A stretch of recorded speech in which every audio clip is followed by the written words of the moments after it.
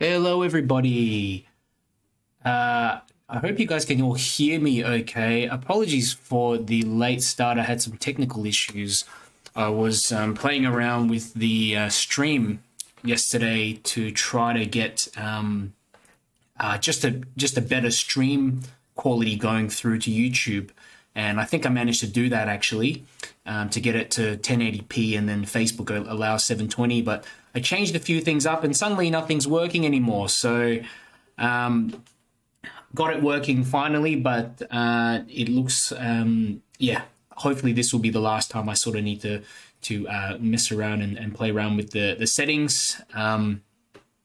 So thank you all for joining. I can already see a few of you have been patiently waiting, and thank you for your time and your patience. We've got Maggie Mack here. I've also got Neil Moorhead. Can you guys hear me okay? If you can and everything is sounding and the video is looking good, just let me know in the chats whether you're watching on YouTube or on Facebook, just so that I know that it's okay for you guys, that there's no weird stuttering or anything in the stream. Also got Victor. Hey, Victor Lau. My cousin's partner, Josephine, in Singapore. So good to see you. Thanks, Victor. Happy Lunar New Year to you too. And we've got a few more starting to come in. I think, yeah, Neil says all good. Good to see you here, Neil. And Nathalie as well. Good to see you, Nathalie. And let's have a look. I'm just having a look on the Facebook chats. We've got Ramona. How you going, Ramona? Good to see you again. Kate, as usual, right on the dot. Thank you for joining. I'm just having a look to see if there's any other comments. Ramona says, can't see your face as logo of live is covering it. Oh, let me have a look. Oh yeah, it is. You can see part of my face, can't you? Maybe I can move it down a little bit. We'll move this fella down. Move this handsome fella down, and we'll move this other fella down too.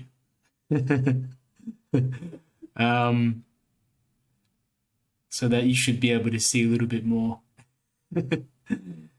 See what I'm yeah. Okay, so thank you, Neil. And I caught up with my grandmother actually on the weekend. And for those of you who have enrolled for Saturday's class or the weekend's class, that's actually a photograph I took of my grandma, and I thought it was a really cute photo. And I'm very close to my grandma because when I was younger, a few years old, my parents, when they moved over to Australia, they didn't really have too much time to they were working a lot, and I just remember them working a lot. And my grandma looked after me a lot when I was a little boy, and because of that, I kind of look at her almost like a second mother, and yeah, I feel very close to her in ways. So I thought I'd do a portrait of her for this Saturday, but for today we're going to do this portrait of this handsome guy here. And no, he's not my grandfather. He is it's a reference photo that I actually found off 𝗙𝗙𝗏𝗡𝗦, and he's a Mongolian man, and I thought this was really cool. You got these like nice shadows coming across his face, and just kind of similar to the one we had last time, where we, that same, I got a bit obsessed with all those hats and shadows sort of situation. But I do like his traditional wear, the clothing that he's wearing, really interesting. If you just search up Mongolian clothing, they have lots of fascinating colors, and yeah, it's quite interesting. So Natalie says I'll be watching on and off as I'm off to work now. Happy painting. No worries, Natalie. I might catch you a little bit later. Righto. I think everyone on Facebook says it's all good, guys. So I might actually go ahead and get started now, because we have been chatting for a little bit already. Before I do, I'll just show some of you guys who have not seen some of my work before. This was what we did last time in the last session. Okay, so we're going to be doing something using the same sort of techniques to create this portrait. So it's going to be a lot of fun, and I'm going to show you all different techniques, how to get in skin tones, how to get in shadows, a nice abstract sort of background that doesn't detract from the subject. I'm going to show you how to add small details, and just slowly bring together this portrait. So without further ado, and one of the things that I really recommend you guys to do as well is, if you have a sketchbook somewhere, just a little sketchbook, just pull it out and do these little gestural drawings that take, a few minutes, 1 to 5 minutes, to just quickly sketch in a photograph of a reference or something like that. These took me like a few minutes each. I think that one took me like 5 minutes. So it just keeps you fresh, keeps you practicing and looking at the different features on the person's face, and in relation to everything else. So everything just has to make sense when you're drawing in a portrait. For this one, I have actually traced the outline of some of the details just to speed up the drawing. There's a few different tools you can use. You can draw freehand, which takes a long time, but it develops your drawing skills. It's very essential. You can use the grid method, and you can also trace. So I use a combination of all three at times. Depends on how much time I have. But yeah. Anyhow, I'm gonna go ahead and get started, guys. Stephanie says, "You're assuming I can draw that well."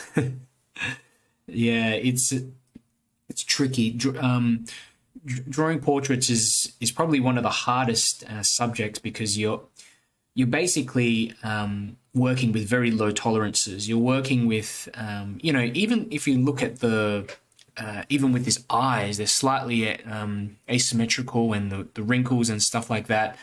There's little idiosyncrasies with people which you have to really pay attention to. And the way I sort of look at it, I sort of always look at how tall the head is and how wide the head is in comparison, where the eyes fall around the mid-level of the head, the bottom of the lip, the bottom of the nose. And most often the nostrils will line up to the edges of the nose. Not always though, so it depends. And then the corners of the mouth often line up down the center of the eyes. Okay, so there's these little I guess general things that you can remember, but with people come in all shapes and sizes and all variations, so you have to really refer to that reference photo a bit more, depending on who you're painting. So what I'm going to do first, we're going to start off by mixing up a nice wash, a nice juicy wash of color for his skin tones. And for those of you guys who've been to my last sessions before, you know that the skin tone is pretty much, especially for this reference photo, one of the most important parts of the scene, because what we're trying to do is basically get in the light across his face, and they're going to have to preserve that light for later once we get the shadow in. Margaret says, I tried mine, then I had to make it bigger, so it's all out of kilter now. Right. Let's see how it turns out, Margaret. You did very well for your last one, and especially with those shadows. So as long as you've got the face in there, you're all good. You can enlarge in it, you can make it smaller, you can emphasize the background. It's all a stylistic thing at the end of the day. Okay. I'm gonna get started, and I've got the reference photo in front of me now. I've got a whole bunch of windows up, guys, but if you have questions, do let me know in the chats, and I will get back to you. And if you like the video, just remember to like it, share it around as well. That helps me get a few other people watching. The YouTube channel, I've managed to change the stream to have much better quality, so it's now streaming at 1080p, so you'll be able to get a bit more detail, see a little bit more details. So I might just zoom in a tad, just a little touch with the camera, so then you can see a bit closer. Make sure that's all focused up all right. Okay, and for the skin tones, what we want to do is mix up basically a combination of red and yellow. Now, he's got more of a yellowish undertone to his skin, and it's also emphasized by the strong light source. So what I'm going to do is I'm going to pick up a bit of this color, which is, and as you can see, I've got all kinds of stuff mixed on the palette here, but it won't matter all too much in the end once I get the right color. So that's a bit of 𝗪𝗙𝗓𝗏 yellow medium.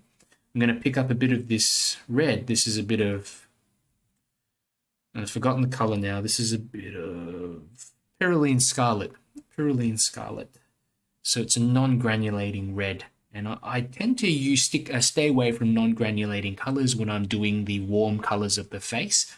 That just allows me to get a smoother mix, and when it dries, it's more predictable how the colors will dry, a little bit flatter without any clumping and stuff like that in areas.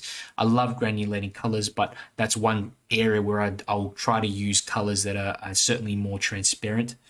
There's a little question here. Let me just move the window so that I can see everything. I'm oh, I think I've got everything up on the same, managed to get everything up on the, so I can see. Can we do some shading with the lead pencil also, like you've done? Yeah, definitely you can. What I've done here is that it's a simple just a cotton bud. And I think everyone should have a cotton bud in their house. And what you can do is just basically get another sheet of paper, just draw a really dark area on that bit of paper, and then get the cotton bud, rub it on that, and then you can use that to kind of shade in, or you can just use it to smudge areas to create a little bit of shade. And that helps me to basically when I'm painting, to determine areas which are lighter and darker, rather than shading it directly. Okay. Righto, so I'm still mixing up this color. Okay, I'm thinking that's around the right tone. I'm putting probably a little bit more yellow in there, a little bit more yellow than I am using red. Okay, but keep in mind that there are still certainly red tones in his skin. So let's just go in. I'm going to put this all over the entire face. Now, the only part that I might skip over a little bit is just the eye, because inside the eye, it's it's not exactly white. It's kind of like pinkish sort of color, dulled down color. So I want to just leave a bit of that out. And you'll find the pencil work looks quite obvious at the moment, but when we're done with the painting, you won't be able to tell a whole lot that it's there. So going over the top of this, okay, and it does look a little bit orange at the moment. Okay, let me just put in a little bit of this yellow ochre, teeny bit of yellow ochre. Okay, if you've got yellow ochre, that works as well. It's more of a dulled down sort of yellow. Okay, just going around, just might get a bit coming through his eye, just a tiny bit like that. Okay, around on his ear here, side of his face, bit more yellow, a little bit more yellow ochre, and mixing in with that red in here.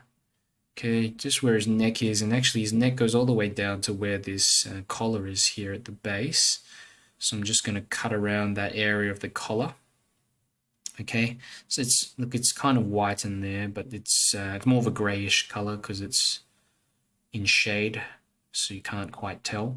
So there we go. We've got a bit of color across his face now, and at this point, I'll start looking at potentially putting in his hat and perhaps some soft shadows over the face as well. It's always good to have some softer shadows, and it just gives some variation to this mix. And I tend to use maybe a smaller brush like this, a little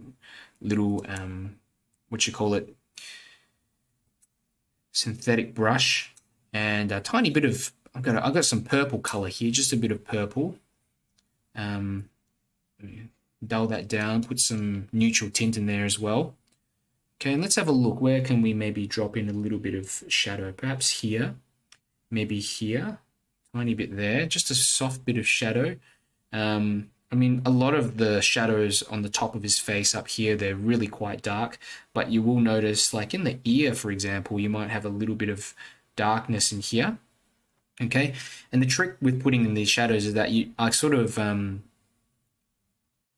of dry off the brush before I go in. So I pick up the paint, dry off the brush, and then I drop that in. And the reason why I do that is so that this paint just doesn't spread all over the place and leave a complete mess. It allows you to control a bit better when you do it this way. Okay. See, underneath his chin here, you'll notice some softer shadows, softer bits here. Okay. And it's not about getting in all the details, it's about slowly adding things in as time goes by. Underneath the nose here as well, look. Slightly softer edged shadow there to his nose.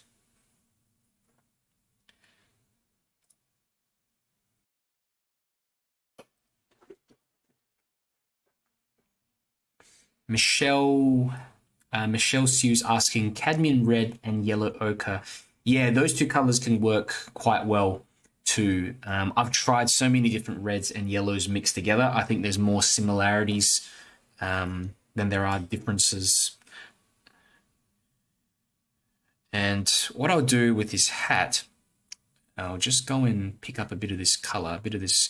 This is Lunar Black. Lunar Black, which is an amazing granulating black. I love this color. It's my new favorite color, and I'm planning to do some portraits with it actually at some stage. And here we go. I'm just going to drop that in, and you notice it's just kind of across his head like that. In fact, actually, I should probably put in a bit more of this color near the top of his head to let it blend a bit better with the hat, just like this.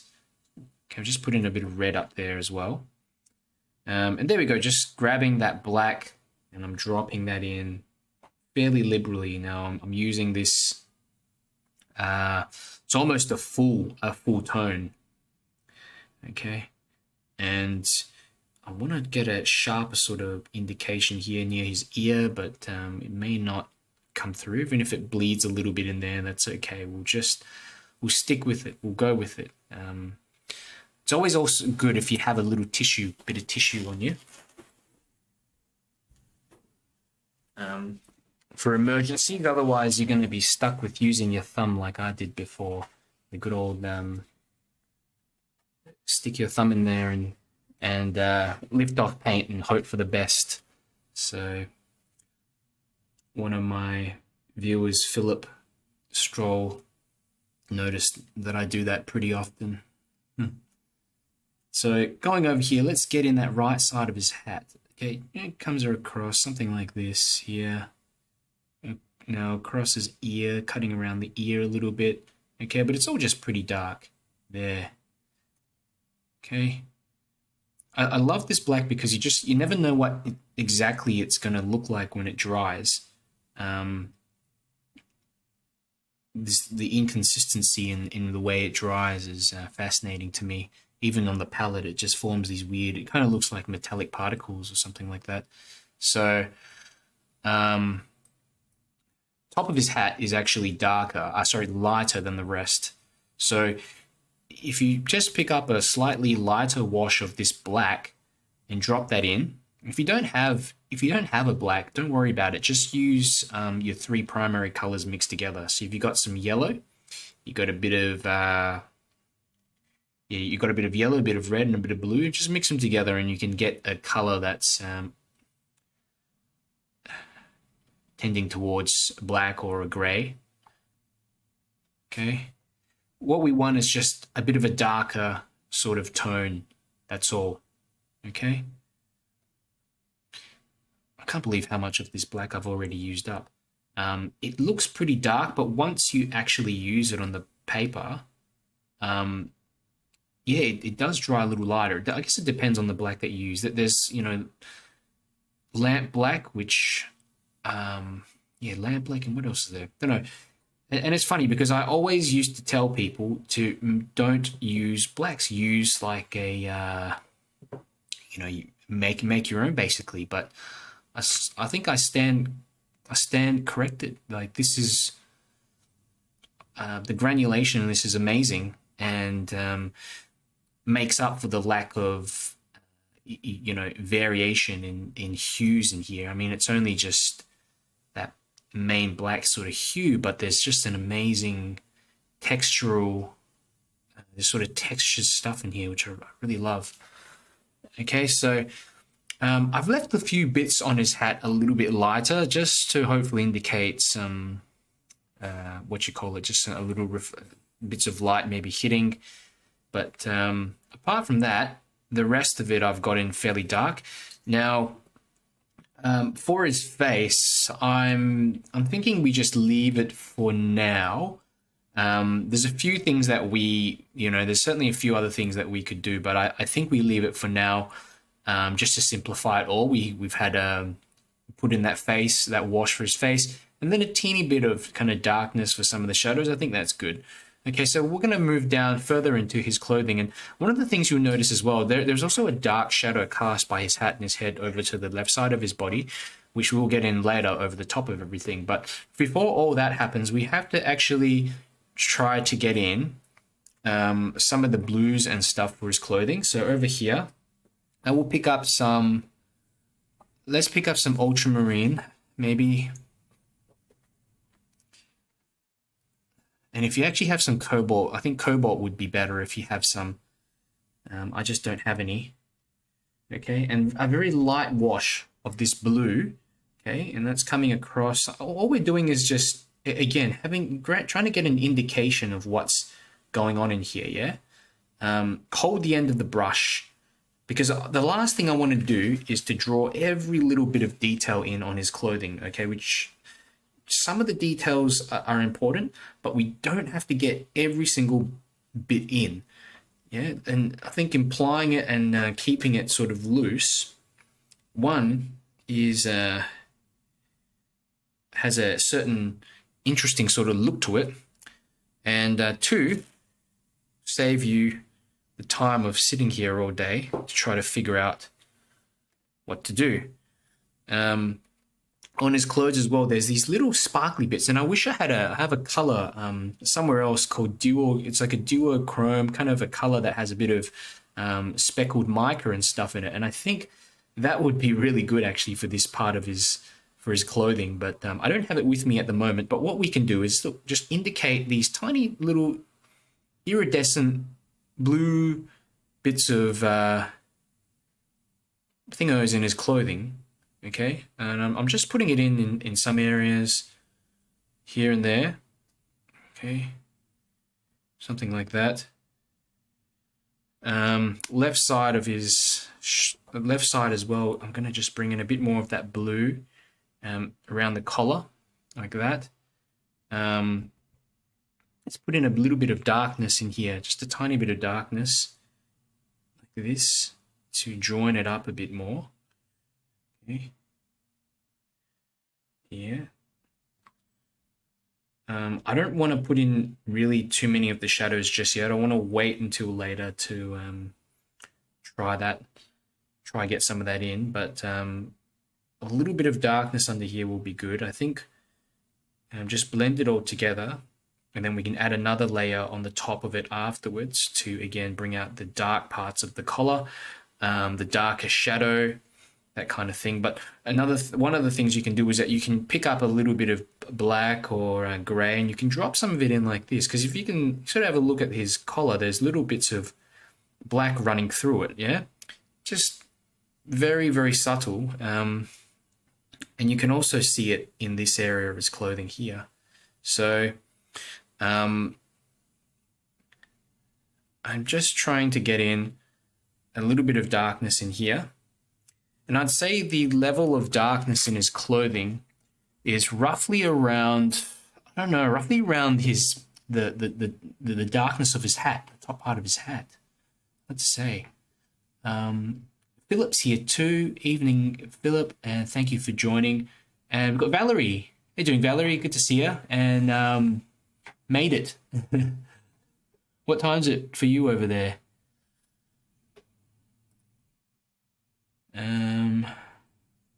Yeah, 6 p.m. Oh, it's 6:35 here in Melbourne. So it's we've still got some daylight.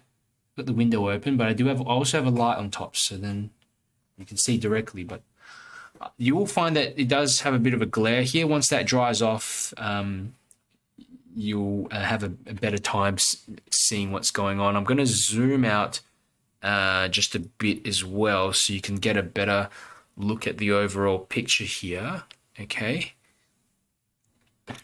7:35. Wow, pretty early.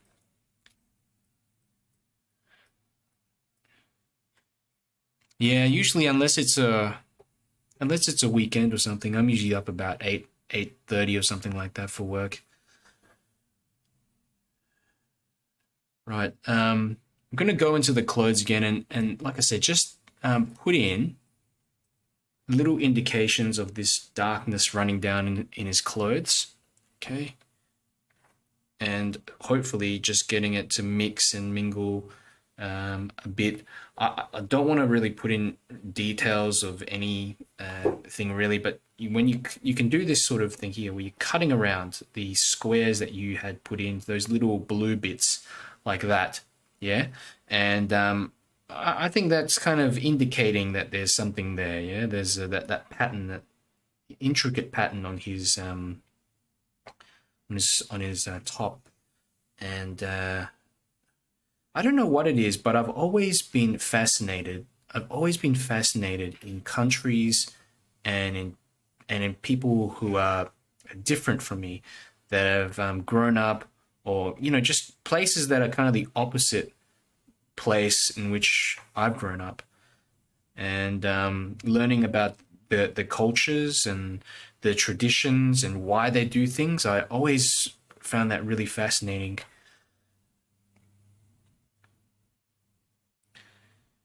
So I'm just going around and I'm doing the same thing here. I think I've not put in enough blue.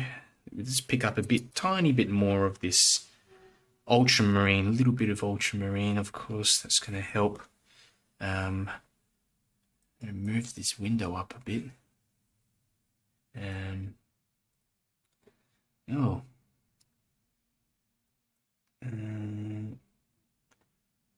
I think we're all good. Again, if you guys are needing extra help or that kind of thing, just let me know in the chats and I will get back to you. Can see that there's I think there's about 20 to 30 people watching, maybe 25, 30, actually 11, nearly 30 people watching. So if I haven't heard from you before, let me know where you're from, let me know where you're watching from, and if you have questions, feedback, all that type of stuff, I would love to hear from you. But of course, you're probably very busy painting. I've grown a bit more used to talking and painting, but I can say it's not easy. It's not easy at times because you're multitasking. But you know what? I have fun doing it. Sometimes I think as artists we can be very insular sort of people. We sit at home and we do a lot of things on our own. I mean, that's how most people create art. They need to concentrate and sit down and do things. But being able to do art as part of a community with other people, I think that's one of the best ways to get motivated and to improve. So not everything has to be done alone and by yourself. I used to fall into the trap of thinking like, you know, I don't need to get help from anyone. I can learn this on my own and this and that. But actually, I've learned so much from just groups and forums that I was part of when I was learning watercolors. And a lot of stuff out there is free as well. You know, the biggest factor actually in whether you, for most people anyway, in whether you improve or not is how much you practice. And not just how much you practice, but how much you actively apply some of the principles that you're taught. So if you're painting an area that needs a soft shadow, you're thinking, hey, I need to use a wet and wet technique here or something like that. Got a few more chats to acknowledge here. We've got Tito from the Philippines. Welcome, Tito. We've got Stephanie Dux, or Dukes, if I hopefully you pronounce your name correctly, from Melbourne. Just watching your technique, not painting. I haven't done portraits before, and just learning about watercolors now too. Yeah, by all means, you'll be able to see a whole bunch of techniques I'm using. This is at the moment dry brush, a bit of dry brush technique. Okay, so just putting in a bit of color in there while the paper is still dry, and you know, because it's kind of a bit warm today.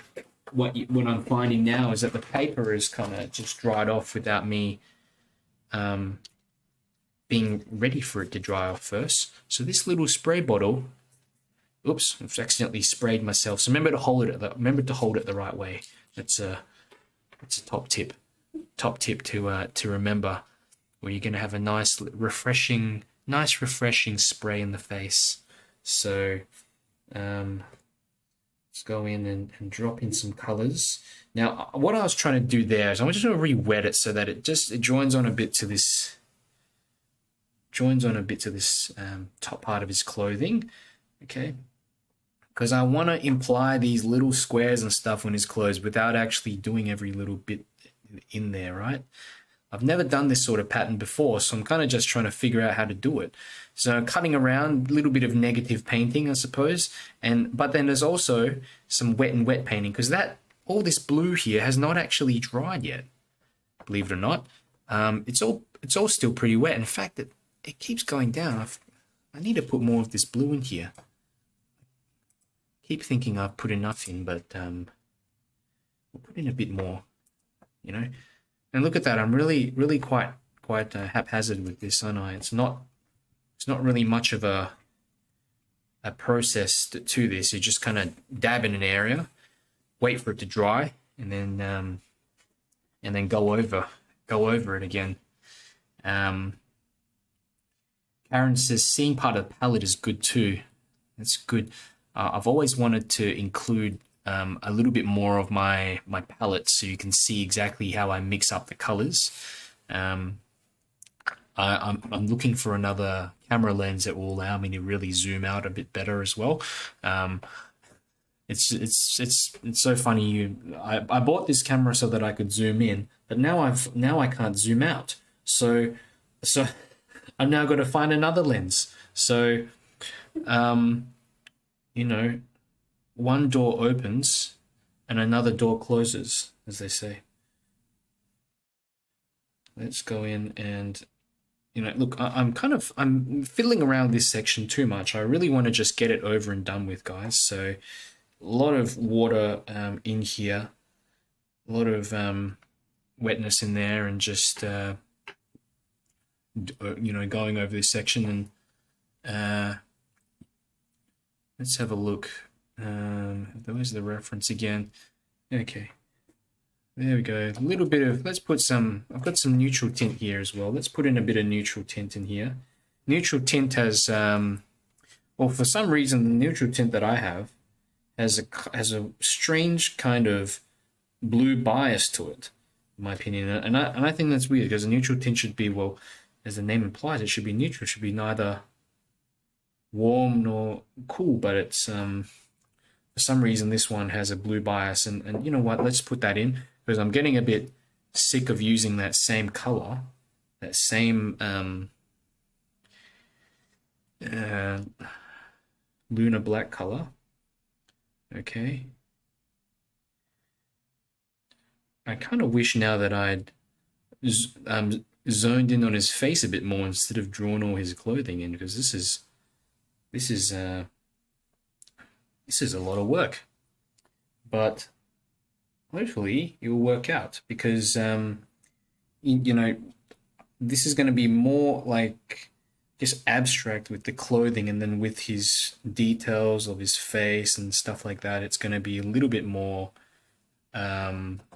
detailed and thought out. So the contrast, the opposition of those two, I'm thinking will be fantastic. It will look good. Okay, and as you can see, that it's starting to turn a little bit more kind of bluish, strangely enough, in here. Let me just reduce this down a little. Oh, someone's saying they can't hear the audio. So Sandra 𝗪𝗔𝗦𝗧𝗏𝗔𝗟. So if you're on Facebook, there also, if you go to the bottom right hand corner of the screen, there's a little volume button, and often it's actually muted. So if you click that, you can raise the volume. So give that a try and let me know how you go. Okay, but I think you're all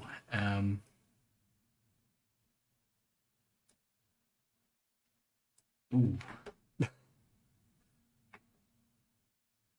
Wow. Thank you, Valerie. Oh my God. Really appreciate it, Valerie. Thank you for the coffees. Lost my train of thought now.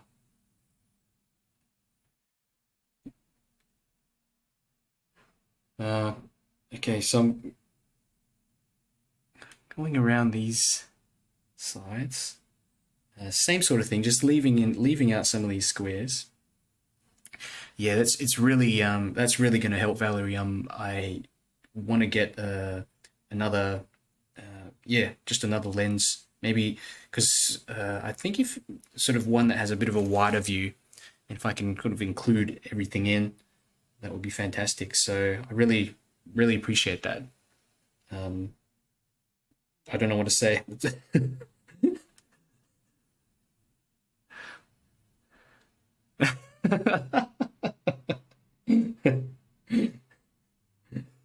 uh, you did catch me off guard, that's for sure. Catch me off guard, Valerie. Um, Thank you so much. Really appreciate it. And Neil says, Darren, I have a Winsor and Newton neutral tint, and that seems to have a bluish hue to it also. Yeah, I don't know. I don't know why, but depending on the brand, they just all tend to have slightly different variations. And look, if you simplify things, it's basically a grey, and you can have a warm grey or you can have a cool grey. Yeah, so yeah, for some reason, a lot of them just tend to have quite a bit of variation in there. So and notice in this mix, it does look a bit. There's not too much contrast in here, apart from bits of the blue and stuff, the lighter blue and the darker black. Really, there's not a huge amount of contrast. Okay, because we don't. What I want to do is save that for later when I have like a little bit of darker paint, and I'll go over the top of everything and really bring out the final bits and pieces. But for the time being, I just want to keep it. Fairly light, have a nice light sort of wash running through this area. I was really unsure actually how to do this, his clothing, because it's tricky. I mean, there's just so much detail in there. But again, by simplifying things down, we know that they're just squares. They're kind of these squarish sort of patterns, and some of them reflect light, some of them don't, which means some of them may show up and some of them won't as well, which is good, because then I don't have to make the whole thing blue. And that's what we're doing at the moment. Okay.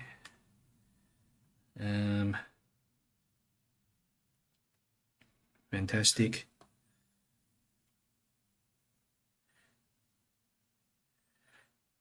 Righto. Okay, so that's the clothing done.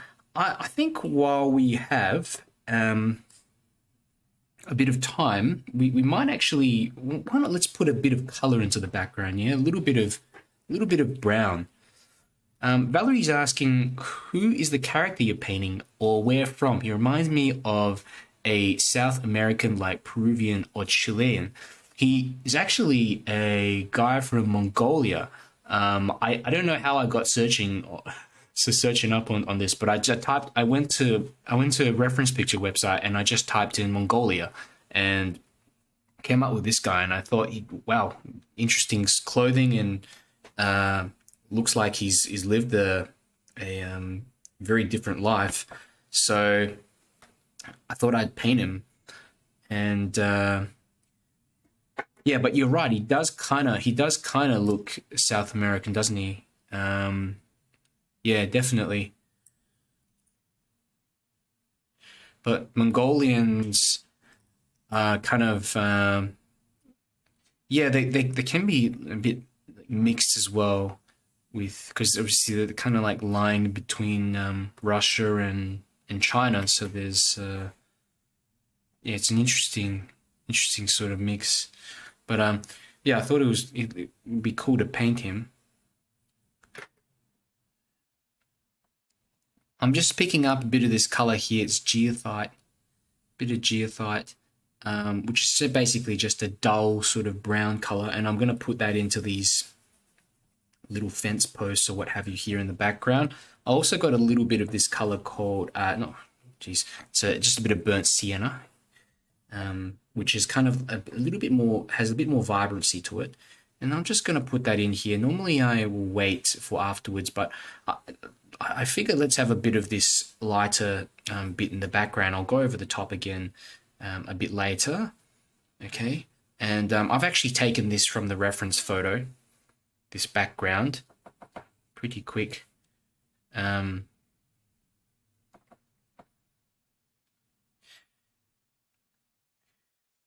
A long time ago, I had a friend who traveled to Mongolia, and he told me of his travels there, and he lived in a village, and in this village they had no internet.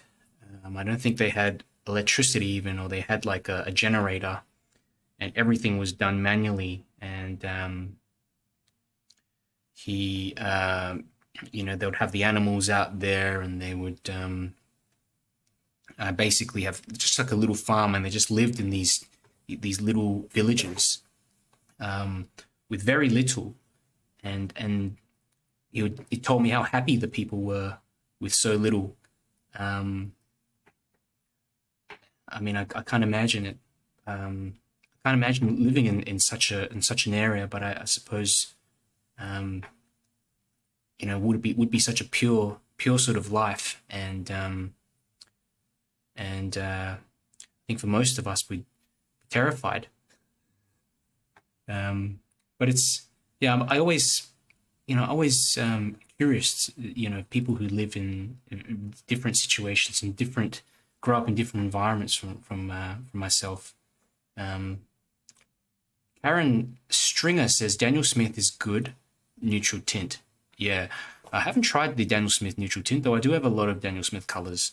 So perhaps that might be the next one for the next time, Karen. Thank you for that. And what we're going to do now, we're going to just start putting in a bit of colors on the face, and a bit of the extra details on the person's face as well. Let me just remove some of these like spammy sort of comments. I don't know what, you know, sometimes you get that. I just get these weird links and stuff in the chats, and I don't want to leave them there in case some of you guys accidentally click them. Cool. How are you all doing? Let me know if you need any extra help. I can still see it's just, everyone on YouTube, and still got quite a few viewers on Facebook as well. Let me know. Anyway, I'm going to continue on, and I'm going to show you just some of the ways that we can get in some of the details of the face. Okay, so this is just a bit of neutral tint that I'm picking up.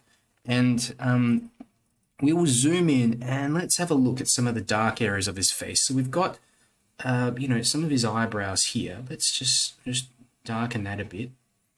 In fact, scrap that. Don't worry about the eyebrows. We're going to get that all in a moment. What I want to do is maybe just try to get in some of the wrinkles on around the eyes like that. And this is, you'll notice that these are sharp edges. There's no softness around them. Okay, so we went in before and put in a bit of softness for the the sort of lighter shadows, that kind of thing in there. But this is like the sharper sort of bits. So you kind of just draw them in as so with the brush, and you let them dry.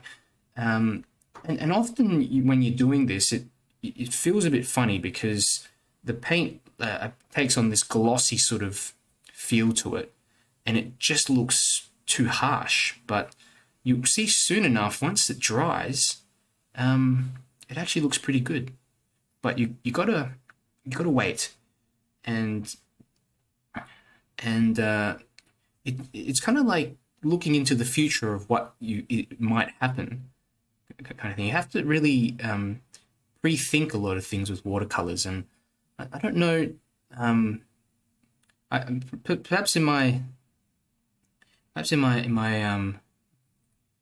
personality is like that too. I tend to analyze a lot of things, think about a lot of things, probably too much, and so perhaps that's part of my nature is drawing me to this.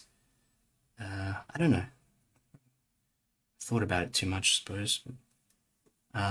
𝗪𝗡𝗧𝗥𝗘𝗦𝗧𝗔 is here. Good to see you, 𝗪𝗡𝗧𝗥𝗘𝗦𝗧𝗔. Hi, Darren. If I want to buy watercolor tubes, what would you recommend? 𝗪𝗡𝗧𝗥𝗘𝗦𝗧𝗔, there's many manufacturers out there, okay? And the thing you have to know is that a lot of them are very similar. And the costs of the paint often comes from different marketing costs of companies. If you look at the actual paint tube, it tells you on the side there, it tells you pigment, 𝗍𝗙𝗎𝗍𝗔𝗍 whatever. And that's the actual pigment that they'll use in here. Okay, whatever they call the paint, they may call it Lunar Black, or they may call it Awesome Black, or I don't know. I'm not very good at marketing, so that's probably why I don't have my own. But like I said, if you have whatever's available in your area. I know you're from Sydney. Art Spectrum is pretty good if you're looking for something on a budget, but is artist grade in Australia. Just check the tubes first. I have had a couple of dodgy tubes that had really like runny paint in it. I don't know why. There's 𝗪𝗏𝗃, that's really good as well. Daniel Smith, I use Daniel Smith. I also have some other colors from 𝗪𝗏𝗡𝗏, which is a Korean brand, and they have very transparent colors, non-granulating colors. So I hope that helps you out a little bit, 𝗪𝗏𝗧𝗥𝗘𝗦𝗧𝗔. Let's get in a bit of darkness over the face. I'm going to mix in a bit of neutral tint and a bit of this red, okay? And I'm going to just put that over the top here of his face, okay? Because the bottom has already pretty much dried. So I can just go in here and just color this in like that. Get in that sharper sort of shadow. Now the trick with this shadow, we don't want to make it too dark. We still want it to be translucent enough so that you can see the facial features, details in here. I'll show you a little trick as well, because actually there's little bits of his face up the top here, which are not exactly as dark, but I can lift off a bit of paint. I'll just show you in a moment.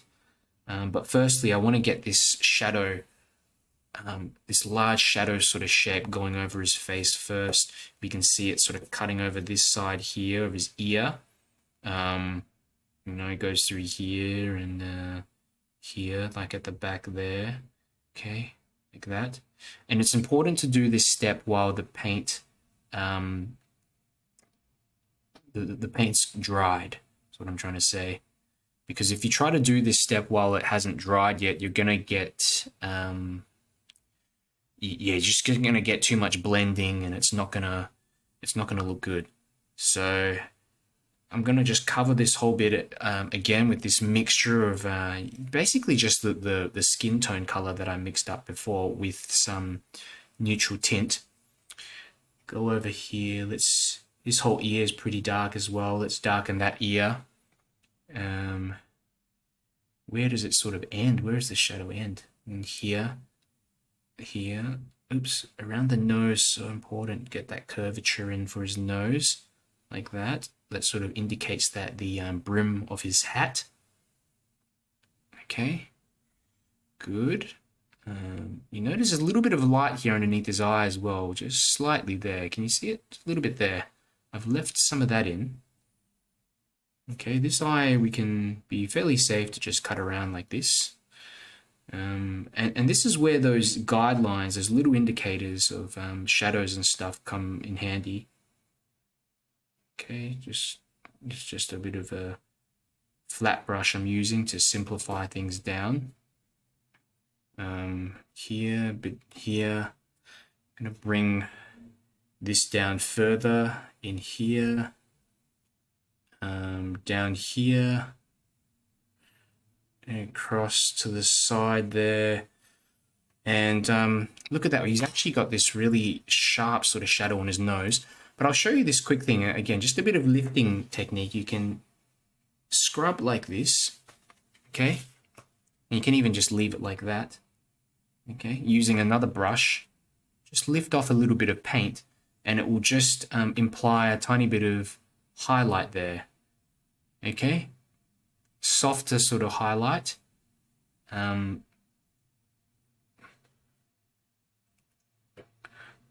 But you realize soon enough with portrait painting that there's, geez, the variations between tones in here can be so subtle. They can be so subtle, and you have to be very mindful of that, so that you're not creating too many strong transitions all over the place. This is a very strong transition, what we're doing here at the moment. Underneath this guy's nose, we need to do this bit, and I'm kind of avoiding it, but I'm going to do it. Bit of darker color and a bit of red, and let's just get in there. Let's just get this out the way. Here, cut around that part of the nose, underneath the nostrils. Remember, you got to leave that area on the top, the area of his nose on top lighter, so don't go into that, just cut around. It kind of goes into this nose, this shadow starts like about there. Okay, good.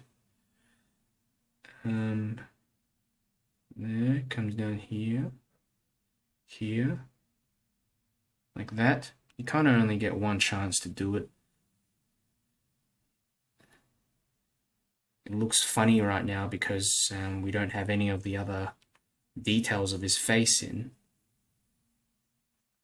Okay, there we go. This line is actually a bit more jagged like that. There. Okay, there's even a bit of shadow here on this side of his smile line there. A bit of shadow underneath the lip here, like that. Okay, this area is soft. This bit of transition here in his cheek, it's soft there, and softens this area there a bit as well. And the left side of his face, just soften that shadow a bit. Okay, we are certainly getting there. Certainly getting there. Let me have a look at the chats, how we are at. I've not been checking them.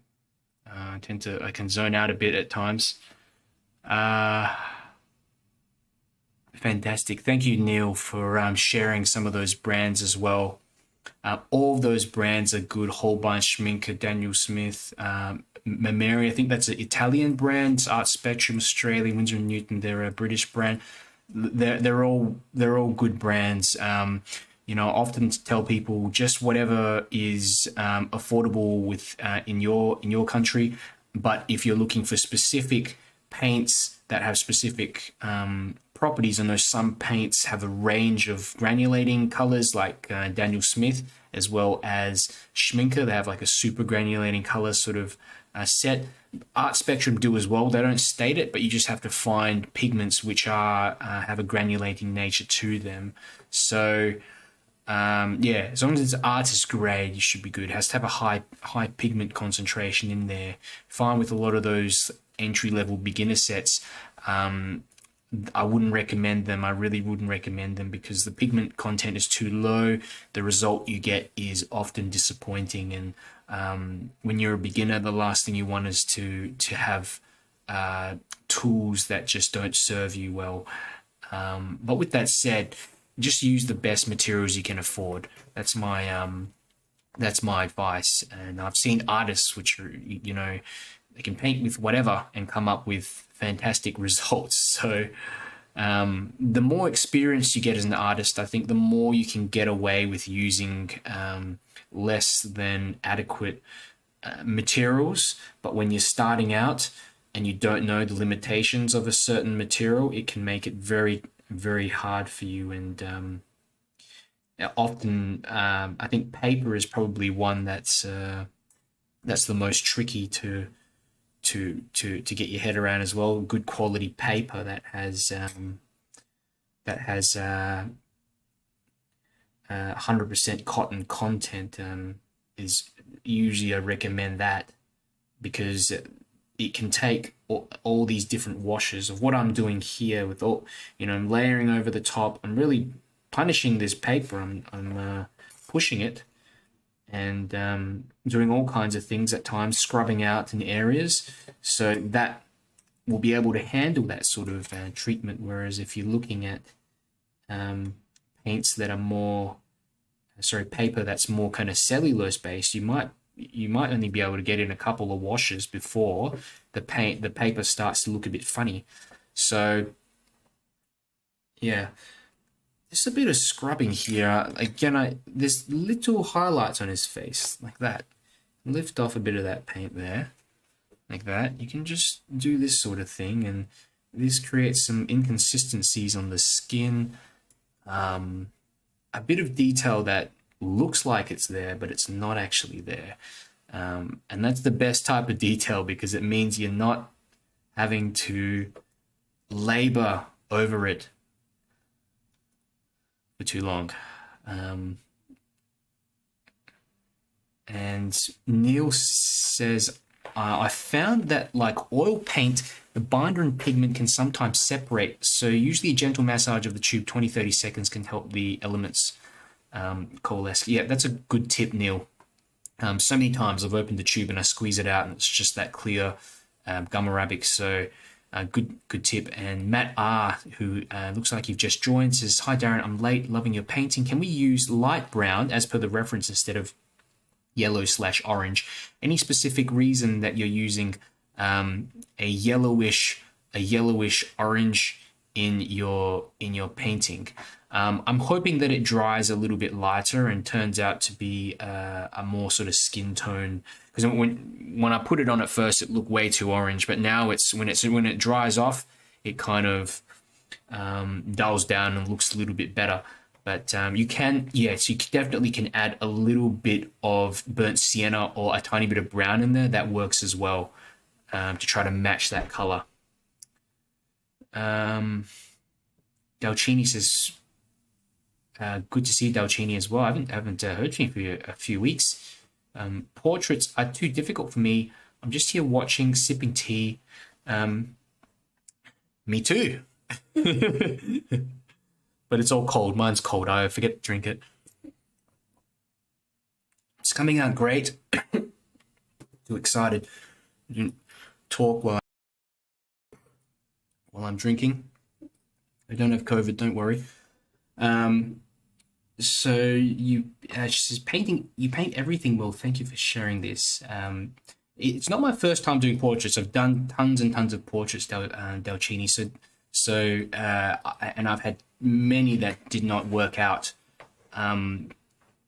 So it certainly takes time and practice. Valerie's saying some brands are more heavily pigmented than others, which use fillers. So a brand like Daniel Smith might seem expensive, but we get more mileage for the money. My go-to brand is 𝗪𝗙𝗎𝗓𝗏. Yeah, 𝗪𝗙𝗎𝗓 is fantastic. I still have a set that I bought back in 2016, and they're still going because they use some kind of basically they have a way of compacting the paint into these what do they call them? The little cakes to make them extra condensed. So I've still got a whole lot of them that are left over.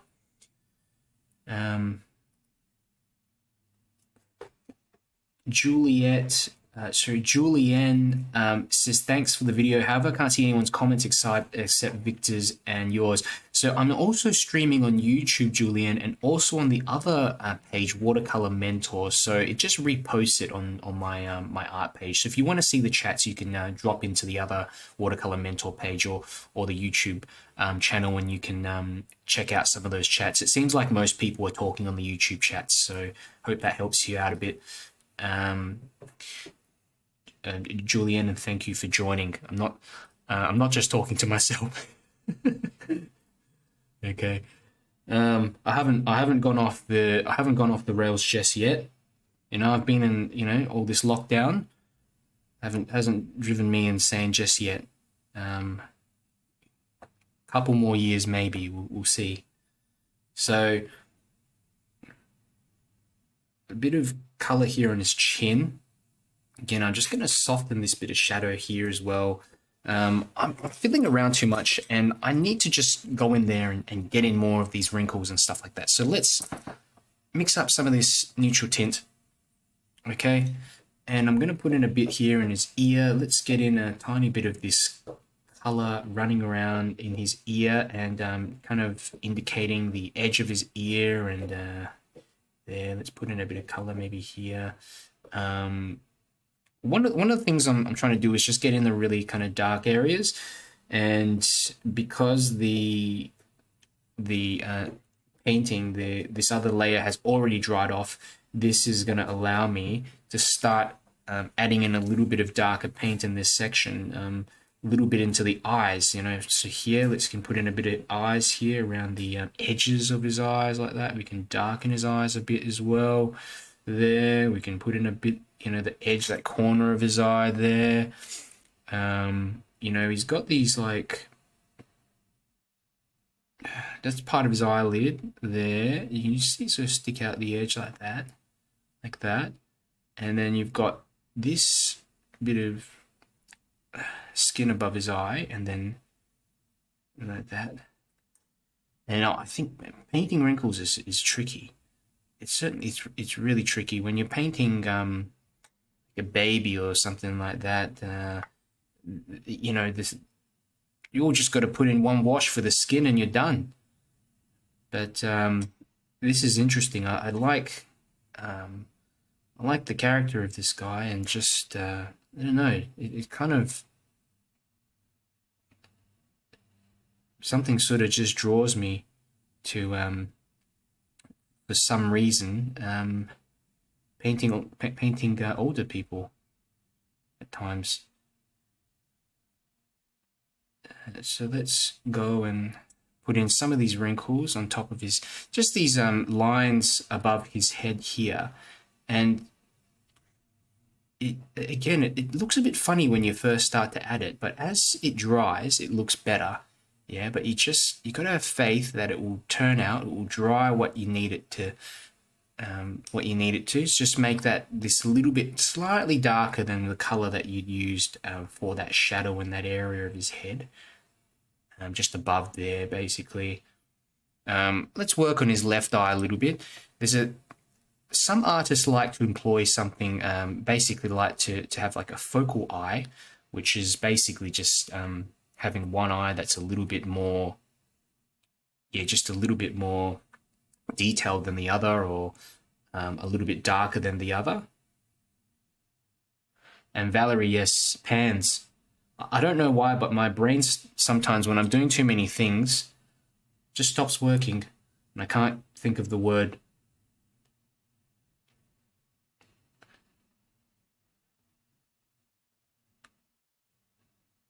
I haven't lost the plot.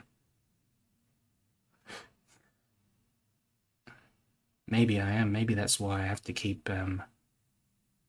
telling you I'm not.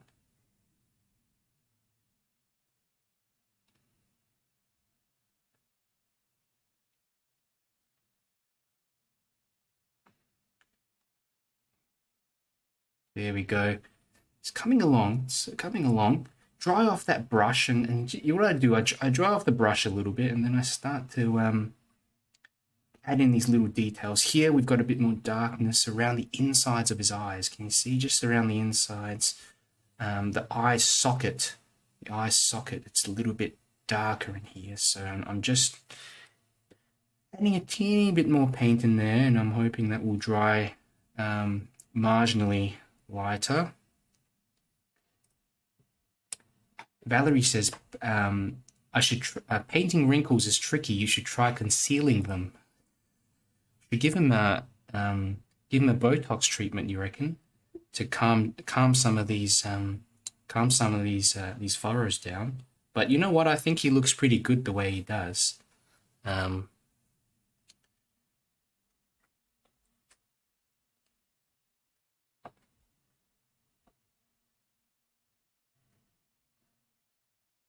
You know, it's amazing what a good surgeon can do these days.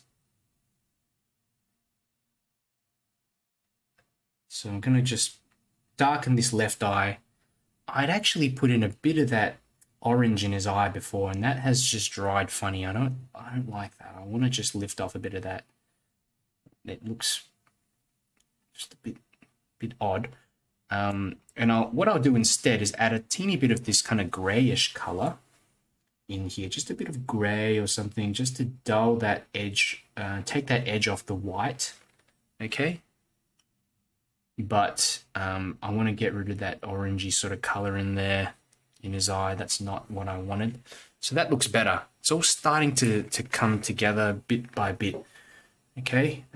More of the lines here on that left side of his face. He's even got one coming down his nose here. Soften that off a bit, and it's actually, there's a bit of shadow here on that left side of his nose, tiny bit there. Something in there. Let's just go with it. It's tricky. It's a lot of work, but it's good fun. And for those of you who missed out the start of this stream, I'm actually doing a portrait next week, not next week, but this weekend, of my grandma.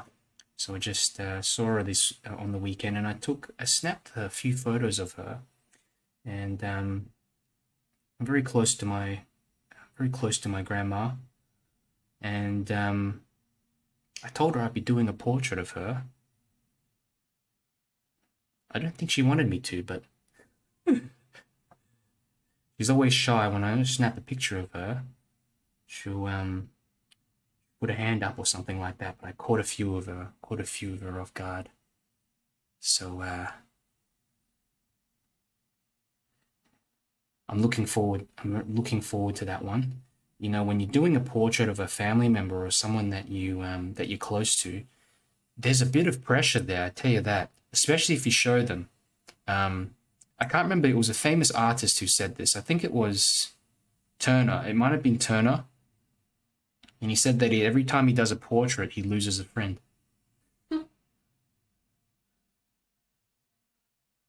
It's portraits. The reason why I've not done too many of these, I'm getting into them, I'm putting them more on now live, is that I found them portraits notoriously difficult to do, and especially live, even more difficult. So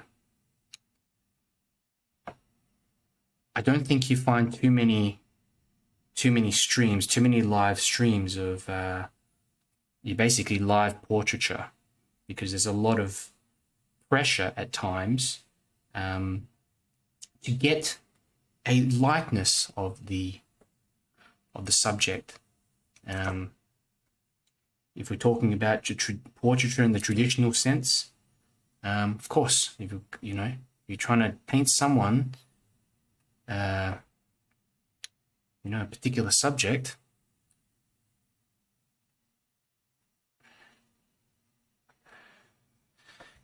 that element to it. Now that the little thing between his lips, this little parting between his lips here, we've got to get in an indication of that. Just a bit of darkness, okay? Drop in a bit here. It goes up, and then it goes down like that. Let's just try that. I've lost some of that pencil, as you can see. I've lost a bit of that pencil. It's disappeared off in there somewhere. Okay, underneath his neck as well. Let's get in a bit of darkness under there. I've forgotten about that. A little bit here. I'm just using some neutral tint, a bit of this black and maybe a bit of this red. Okay, just drop in a bit here. This is going to help define his jawline, like that. There's all so many details in here. We can just sit here and do this forever until the cows come home, But I just want to get in a few of these, so just to show you, and you can spend as much time as you like later to put in some more details and features and lines and stuff on him. Julianne says, I can see more comments. Thanks, I'm in Perth, Western Australia. Awesome. That's my where I was born and where I grew up. So I moved over to Melbourne. So welcome, Julianne. Stephanie says, you're so talented. Thank you, Stephanie. I hope you're getting some value out of this one. And Solan Beverly says, I'm just here briefly. We'll watch all on YouTube later. Yeah, and the YouTube version is going to have, it's going to be better quality, because I figured out a way to send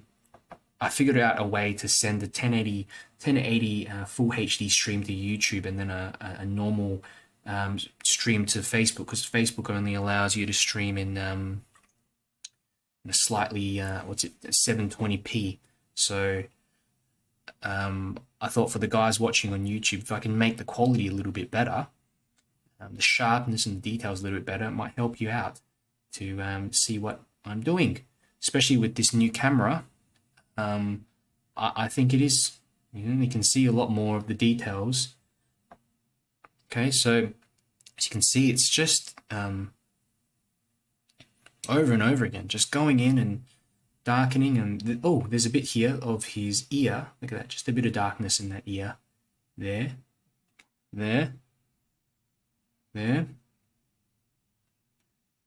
Nearly forgot about that ear. Okay, it's actually darker than his face there. So yeah, for some reason. There's a lot going on in here. There's a lot of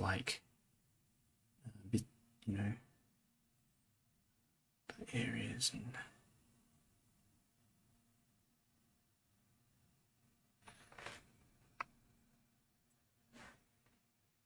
let's get some more lines running down here.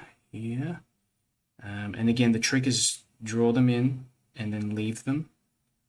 Okay.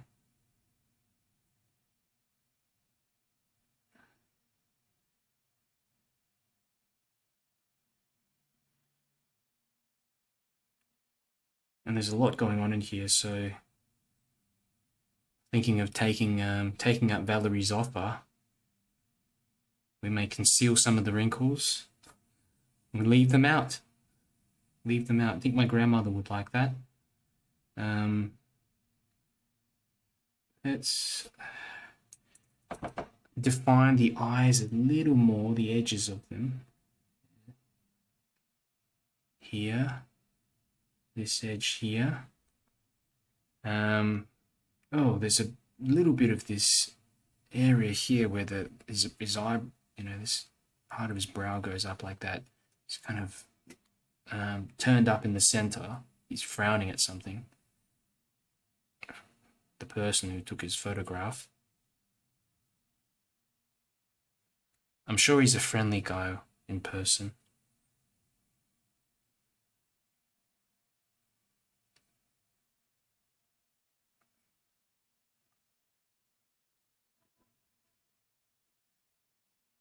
If you hold the brush, as I am, further down in the tip, what you'll find is that you are able to get smaller details in. It just is easier to get in details. Lucia's just joined. Here too, now I'm just watching, but we'll definitely make the portrait later. Yep, I'm sure you will, Lucia. You're always, I think you paint more than me. You always got something new every week. So well done. I think you're it's really good to see the all the portraits from the members as well, because for a long time I've just been doing I've just been doing landscapes, pen and wash stuff, and I flipped it up, and I think some people have been a bit intimidated to do it, but they've still given it a try anyway.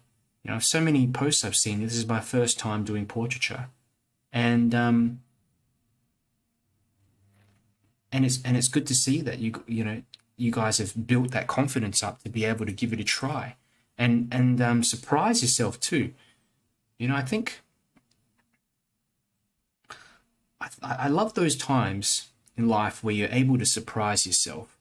And you're able to do something that you thought, nah, I can't do that, or you often tell yourself that you can't do something. And then you try it out, and then you think, that wasn't so bad, and you might even like it. I realize now more than ever that I've, at certain aspects, certain times in my life, have been my biggest obstacle rather than the obstacle itself. I kind of inflate things in my mind, tell myself no before I've even tried it. So it's coming together, guys. It's coming together. Now the top of his lip, I'm going to put in a teeny bit of, I don't know, just a warmer paint, or maybe just a neutral tint color, because his top lip has a little bit of darkness in it. Okay, but we don't want too much, just a soft sort of shade there, like that. And I will soften that edge as well in this part of his lip. Okay, I don't want too much in there, just a little bit of color. Looking for areas that could benefit from extra detailing and stuff like that. There is a portraiture artist who I follow. I haven't seen his stuff for a while. His name is Julio M. Jorge, I think, and he is he paints extraordinary portraits, and the way that he's able to get in so much detail and line work, especially in more sort of mature sort of portraits of people, I think it's quite amazing. It's really quite amazing.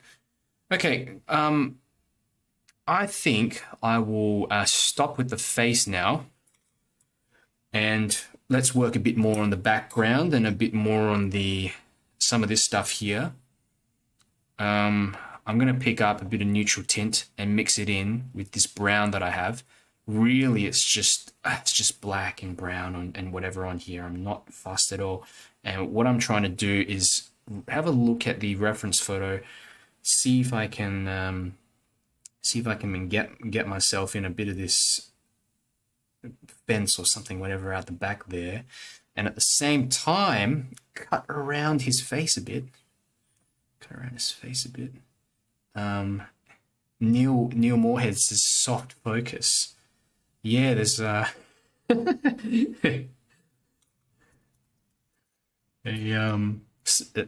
maybe there's a filter. There's an Instagram selfie filter or something that that he could have he could have used.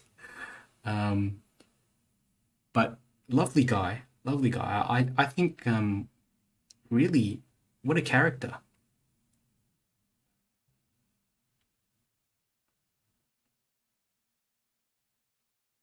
Okay, so I'm just doing a bit of this work around here, and look at that. You're using that to cut around his ear. Yeah, a bit more here. Bit of darkness on the fence.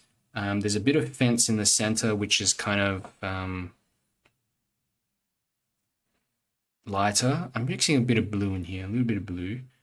I dry that brush off a bit, and I'm just getting a few little strokes like this because I don't want to make the background a feature of this whole thing, but I do want the background to be darker because it's going to help him to stand out more.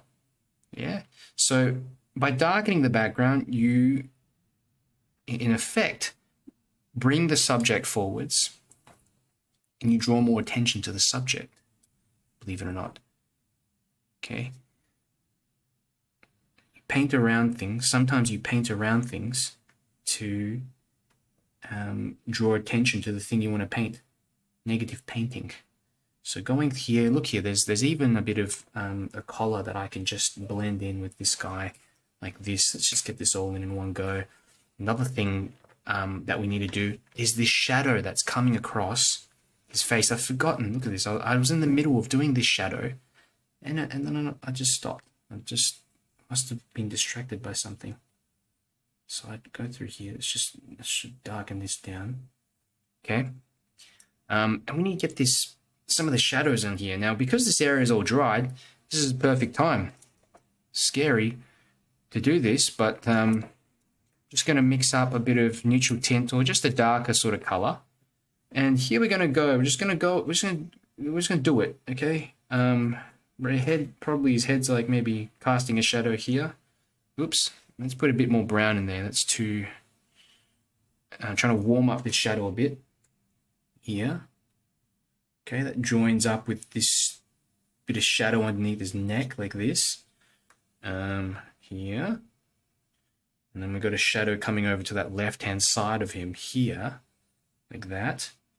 Okay, good. And again, this sort of area of the fence and stuff in the background as well, we can just find areas where it maybe merges a bit like that. But that's kind of, it looks a bit like a shadow on him. Now we're going to go in, let's put in a bit more here. There's some darkness down the base here. This part of the left side of his clothing, like that. In fact, you get these kind of parts that catch onto the sun and that there. Part of this all disappears actually. And I think do with some more vibrancy in here. We can create a bit of this, another layer of this ultramarine blue, a tiny bit of that in some areas. I don't want to overdo it though, guys. Don't want to overdo it. Just a little bit more blue in there. I think it needs a little bit extra. There's that shadow of his head, and I'm just emphasizing this a bit more. The shadow of his head and the hat coming diagonally across the body. Let's put some more here. There's like his arm here and the other part of his clothing here. There.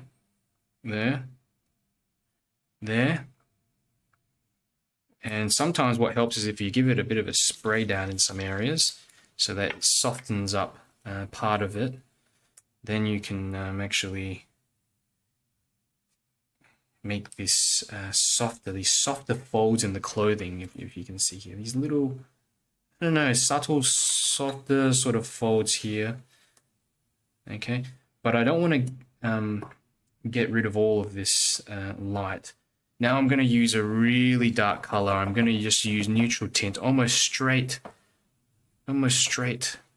And I'm going to just drop in some of this into his, I'm not sure about what this is, but basically his collar here.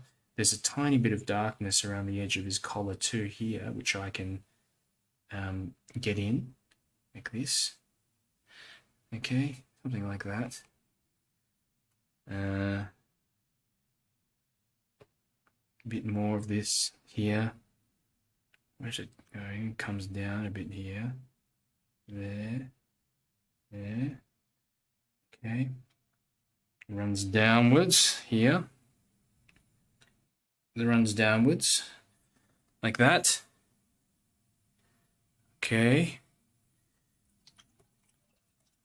It's looking all right. I think it needs a bit of something here. There's some dark bits and pieces. You know, there's the folds of the clothing. Abstract sort of bits. Okay, but still leaving in a good amount of the light on from that previous wash too. This bit needs to be darker. You know, you can just see it. It's not dark enough. So we can pick up a bit more darker paint and go in there again. Okay. Again, don't overdo it. If you think you've had enough of this section, stop and go and work on another section. I'm trying to do that here. Just cut around his jaw a little bit.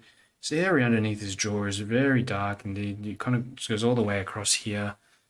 Cuts around his collar, and I've kind of missed out a bit of the blue there, but that doesn't matter. In fact, some of his collar there is not showing. Now, let's get in a bit of the blue for the background. I'm going to be using cerulean blue, one of my favorite sky colors. Ramana says, should we use charcoal for the initial sketch or lead pencil? I'd suggest lead pencil, but only because charcoal does tend to rub off pretty quickly. So you have to be a bit more careful with it. So this is just a little bit of cerulean blue. Beautiful. For some reason, this cerulean blue dries like no other paint I have. It dries so quickly. I think there's too much binder in it or something like that. Let me use a bigger brush. Just getting in a blue here. Oops. There's other stuff on this brush, so I've accidentally put in some other color. I did not want that at all, but let's just work with it. Okay, maybe it just makes the sky look a bit moody. Make myself feel better. A bit more here. Let's carry this wash down. There's enough paint in here for me to get the rest of the sky in. Cut over some of the fence there in the background here. Bring in a bit down further here towards the fence there. Okay, I don't put all too much detail in the background, just anything to join it up works.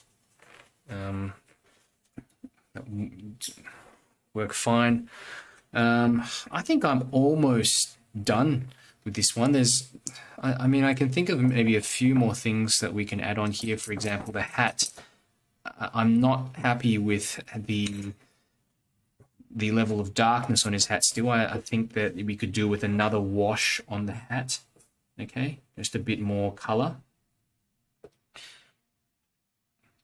Something like that.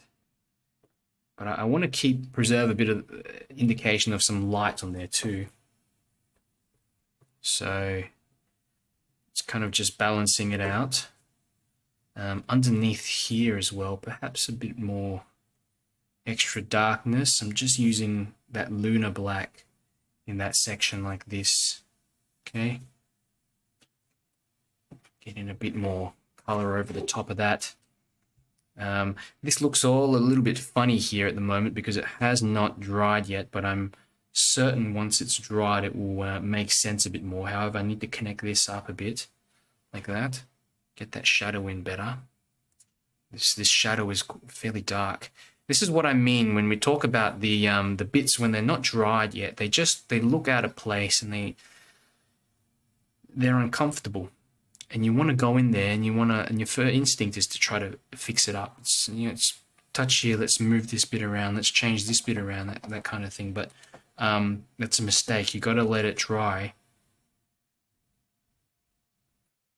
And flatten out. Okay.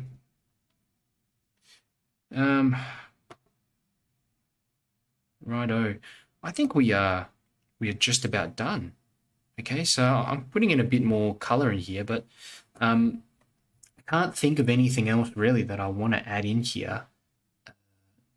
I do want to take off this paper though. I'm curious. I'm going to actually dry this off quickly. Another just quick thing I'll show you before I forget. You can soften edges there of the hat. You can soften this edge here of the hat. Soften in some areas like this, and create merging with the background. Okay, because sometimes what you'll find is the subject will stick out too much, and I don't think that's a bad thing, but the background also gives a sense of context and connectedness in the whole scene, and finding ways. I always talk about this, finding ways to connect things up, the foreground, connecting the background, connecting the midground. You know, there's something that makes it, doing this sort of thing here. I don't know what I'm actually doing. Basically just softening some of these edges and lifting helps to blend the subject in with the background a bit more. But as you notice, some parts are sharper. So we're not doing it to soften everything, we're just doing it to soften parts of it. Okay, this part here, that looks a bit harsh. I thought I'd soften that. Okay, maybe here, kind of thing. You can even add a little bit of gouache on top in some areas if you want to just indicate a bit of highlights or what have you. Got a little bit of white gouache here, using it straight from the tube. You might think, hey, just a little bit of, I don't know, a bit of white here on the edge of his hat or something like that. Could look nice. The trick here is really just to use it sparingly. I don't recommend using too much of it, but this is going to help, I think, draw his shoulder out from the shadows a little bit. Put a little bit in there. Let's just put a little bit in here. Okay, soften that section up a bit like that. I need another broad stroke or something coming down here. It's too much light on his jacket. A bit more folds of the fabric on his clothing, just a bit more, because it looks too smooth. It looks too put together. So some of this sharpness in here will be nice. Okay, it's not really in the actual reference, but I think it will be good for our painting. Okay, great. I'm going to give this a quick dry and pull off the tape, and we'll see what happens. Lost the top of my paint, but I'll pause it for a moment and I'll be back with you. And if you have questions, put them in the chats and I will answer them.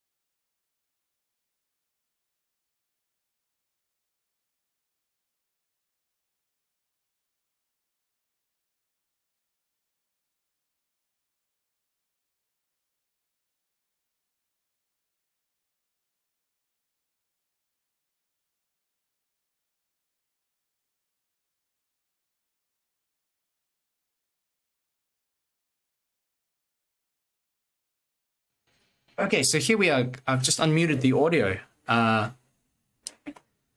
We are done, and I think this one's turned out quite okay. There's still probably a few things that I feel like I can tidy up or potentially add in maybe a bit more sharpness on parts of his hat, a bit more detail on his face. But I think for a 1.5 hour portrait, this one's turned out certainly turned out quite okay. I've got in that shadow shape over over his face, a lot of the lines and his clothing as well.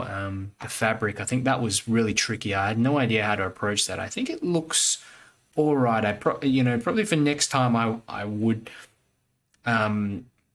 especially if I was aiming for more accuracy, try to get more of the pattern of his clothing. But I think we've kind of implied some of that on there, though some parts I feel are probably a bit too sharp.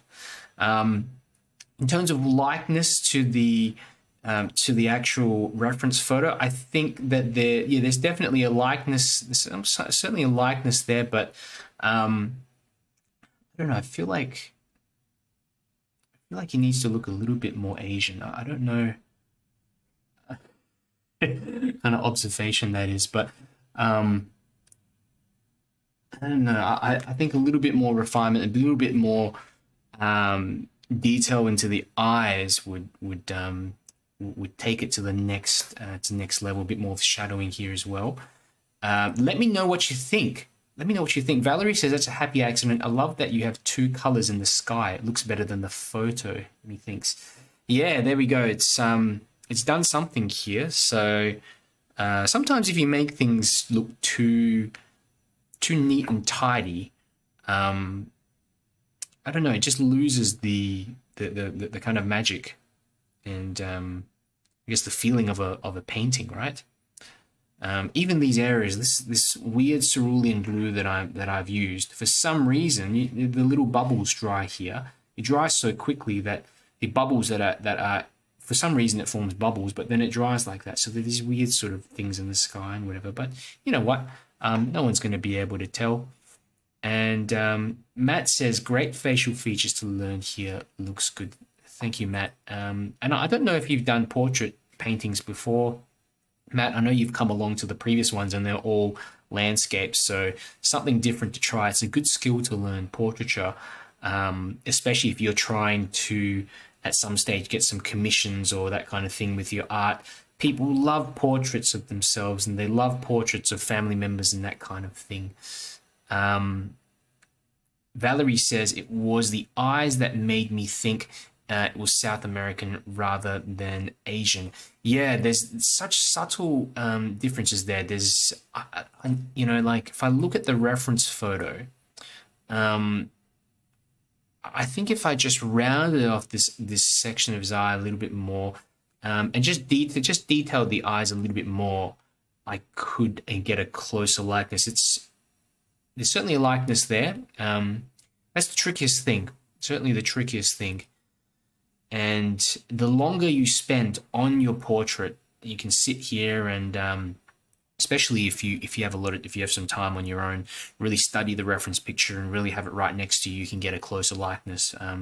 But I think a lot of the time as well, when I'm doing portraits, I'll use a reference picture as a general reference, and I'll just try to paint a person from that, because sometimes it can be a little bit much just trying to get a likeness of everything. But give it a try. If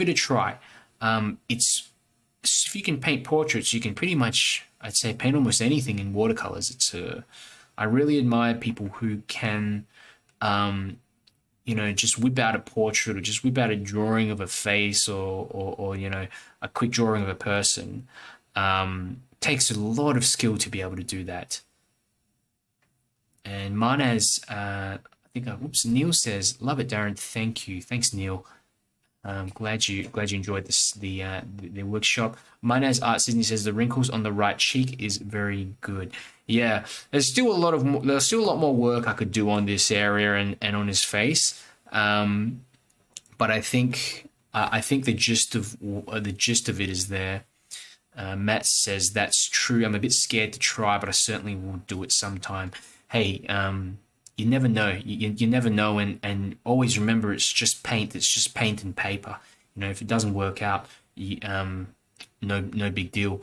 You know, next time I'll bring along all the paintings that didn't work out, and trust me, there's more of those than ones that did. Valerie says, I'll send you a photo of a Colombian native which I took and which you might like to paint sometime. Awesome. Yeah, send it through to me, Valerie, on Messenger, and I'll give it a shot sometime. Thank you. I know you've got you've traveled to some very interesting places, so I'm sure you've got some cool photos. And you know, often when you go through those stock photo websites, you get very kind of vanilla sort of photos. They almost look too perfect at times. So I try to look. So I just try to look for the ones that stick out. You can imagine how long it takes me sometimes to look for a reference photo. I just scroll and scroll and scroll until something catches my attention, and there may be a few hundred photos before I think, hey, that looks pretty cool. So I'm having a look on Facebook now. Darren, zoom in, please. Sure. Let me just zoom in a little bit. How's that? Okay. I think the last one that I did was a bit better, and the last portrait I did was a bit better. But certainly, I think I've captured a likeness of this guy, and had fun doing it. And Kate says, my portrait looks younger, but great to follow you. Thank you. Yeah, I think, Kate, the lines, the fine wrinkles and the textures on his face make a lot of difference. And you can keep on, after this session, you can go on and keep working into it. If you've got cotton watercolor paper, it can take so many different washes. So, yeah, give it a go. See, and if you guys check out also the group, facebook.com/group/watercolor mentor. You can post your painting there, get some feedback from our group, and it's a great little community. We all motivate each other to continue painting, and it's yeah, I love seeing your work in there. For those of you who would like to see a bit more of my work and would like to interested in some courses, some more comprehensive courses, you can have a look in the description on Facebook. I've pinned a comment there, but basically I'll send it just another time. There's just links to my Watercolor Essentials program. I've also got other links to Patreon, my website as well, which you can view and look at a whole bunch of free resources, free watercolor resources. So I've just pasted that in the comments, so you can take a look. So yeah, if you want to support me, want to see a little bit more, there's the course, the Essentials course, and there's also the Patreon. If you know, there's also a I've got a little donation page on there as well. But watercolormentor.com has a lot of free resources on there. Every time I do a painting, I post some of my thoughts and stick it up there along with the video tutorials. So it has all the previous tutorials that we've done here as well. I think that's it. Unless there's any more comments from everyone, I'm probably gonna end this. I'm probably gonna end this one. I need to get something to eat. I'm hungry. I don't know about you guys. I don't know what. Well, Valerie, it's 9 a.m. Maybe you've already had your breakfast. But thank you for coming along, and I'll see you again on this weekend. Have a fantastic evening or morning, afternoon, and take care.